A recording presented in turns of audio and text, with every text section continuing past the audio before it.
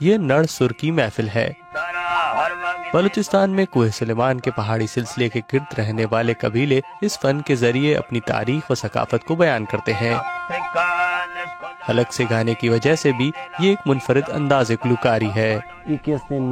یہ مری قبیلے کی ثقافت ہے۔ یہ فن کوئی 8 سال میں تو کوئی 10 سال میں سیکھتا ہے۔ اس کا تعلق ذہن سے ہے۔ اور دوسرے نمبر پر گلا، کسی کا گلا اچھا ہوتا ہے تو گائیکی صاف ہوتی ہے۔ یہ بہت محنت کا کام ہے۔ ناڑی یعنی موسیقار اور 2 نالی والی بانسری ہے نڑ۔ ناڑی اس میں ہوا پھونک کر اپنی انگلیوں سے سر کے جادو بکھیرتا ہے۔ یہ ایک نایاب آلہ موسیقی ہے۔ ہر ساز انگلیوں پر انحصار کرتا ہے، بس تجربے سے ہوا پھونکتے ہیں۔ یہ ہر ایک کا کام نہیں ہے۔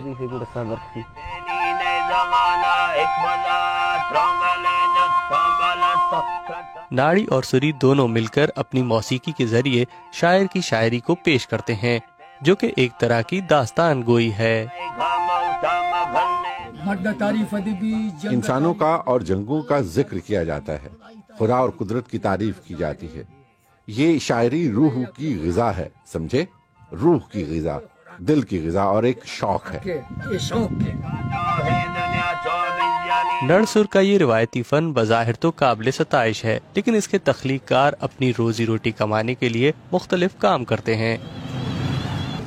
کوئٹہ شہر میں شاعر وزیر خان ایک دکان کے باہر اپنی سلائی مشین پر درزی کا کام کرتے ہیں۔ میرا اپنا درزی کا کام ہے، ہاتھ کی ہی مزدوری ہے۔ دن میں کماتے ہیں اور رات کو کھاتے ہیں۔ وزیر خان کے بقول روایتی طور پر علاقے کی سالانہ فصل پر شاعروں کو 16 کلو گندم معاوضے کے طور پر دی جاتی ہے، لیکن یہ ناکافی ہے۔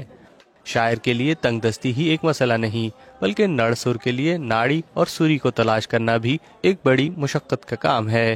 وہ سبزی منڈی میں اس روایتی موسیقی کے فنکاروں کو تلاش کرنے پہنچے ہیں۔ یار یہ سری سلے کہاں ہے؟ یہ ناڑی کہاں ہے؟ ناڑی دوسری منڈی میں ہے۔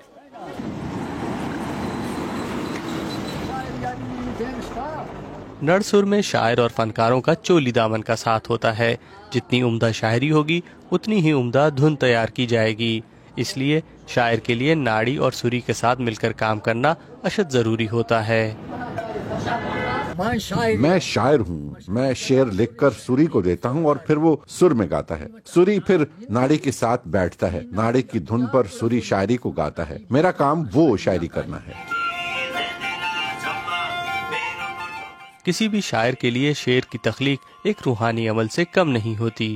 وزیر خان بھی قدرت اور ارد گرد کے حالات سے متاثر ہو کر لفظوں کو شعر کی شکل دیتے ہیں۔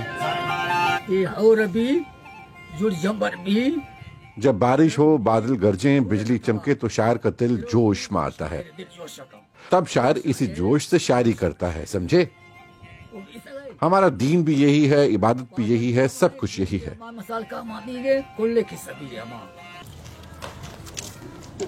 شاعر وزیر خان کے لیے نڑ سر کی شاعری ایک خاندانی پیشہ ہے۔ ان کے آباء و اجداد سن 1840 سے یہ شاعری کرتے آ رہے ہیں، لیکن وزیر خان اپنی آئندہ نسل تک اپنی یہ میراث منتقل نہیں کر سکے اور ان کا کوئی شاگرد بھی نہیں۔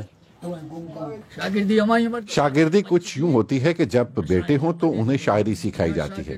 میرا کوئی شاگرد نہیں، میرے 2 ہی بیٹے ہیں، دونوں گونگے ہیں، ایک نورا خان اور ایک نور دین۔